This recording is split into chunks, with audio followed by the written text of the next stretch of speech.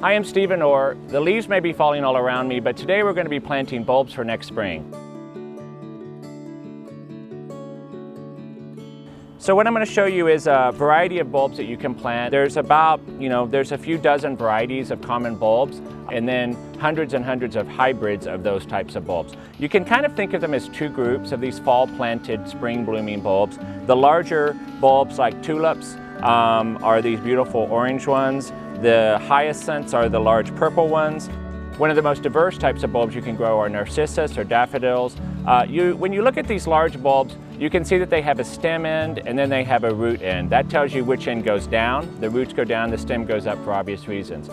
Then you also have a bunch of smaller bulbs like tiny little grape hyacinths or squills or gloria of the snow or these beautiful crocus. They also you can almost always tell they have a root end and a stem end as well. These are a little less particular when you're planting them about which end is up. You can kind of have them sideways and they'll still find their way. So they're a little less particular. One other bulb that you might want to investigate is called anemones. They're called windflowers, and they come in beautiful blues, whites, and pinks. These types of bulbs are even stranger. They don't seem to have a top or a bottom, so we plant them sideways and also give them a little soak overnight so they plump up. That'll help them a lot. All of these flowers will be beautiful anywhere from, some of them emerge right when it's snowing, and some of them will come up when it's starting to warm up and you'll be wearing shorts. So you can plant bulbs in a wide variety of places. You can plant them in a container, you can plant them in flower beds, you can plant them in the lawn. Today we're going to be showing you how to plant them amongst perennials that are already well established. That'll show you how to integrate bulbs into an already established bed. This one's slightly raised, which is also good for bulbs. They like the drainage. I'm going to start with some of the daffodils.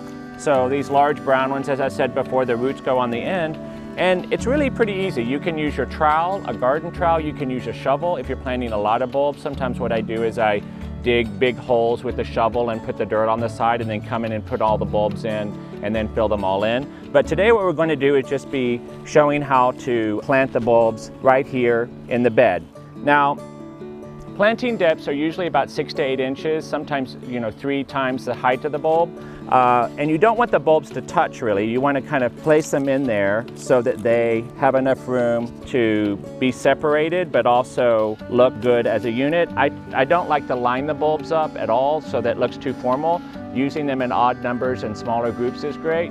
While I have these daffodils here, you can also put in some other bulbs like maybe grape hyacinths off to the side. That way you're getting 2 blooms in one digging hole here. And those can just be kind of interspersed. And then you can fill in with a little bit of soil and then add a smaller bulb on top. And they really aren't picky at all. You can be pretty haphazard with it. There's no exact science to it. Loosen the soil a little bit. This is really good soil that they'll grow happily in. It looks like it's well drained. So all I do then is just take my bulbs and pick out the root end, and sometimes you can even just throw them in and see where they land. Kind of keep them, I try to keep them in groups. If you intersperse every single bulb, they look a little odd. So what I do is just kind of put them in different groups. And when you're doing this, you might do more. You might do 15 of one kind, 25 of another.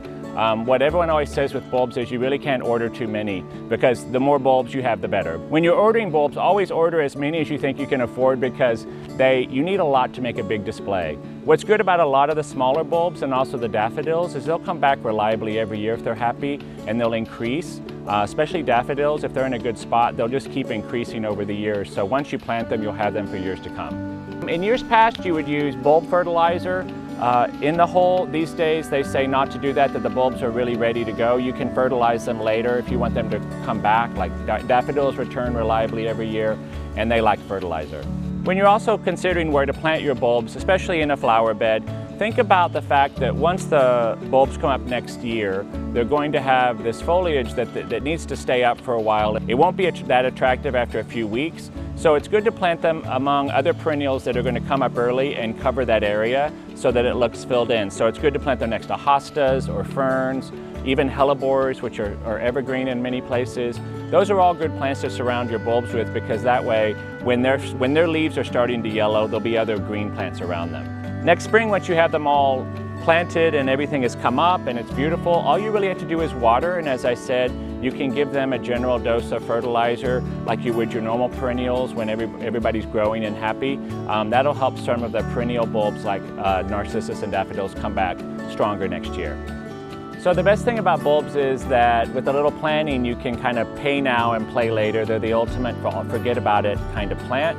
They're in the ground, they're there until the spring, and you're going to be so happy when they come up next spring and reward you with all those beautiful flowers. Thanks so much for watching The Dirt. Be sure to subscribe and also leave any comments or tips or ideas you have below.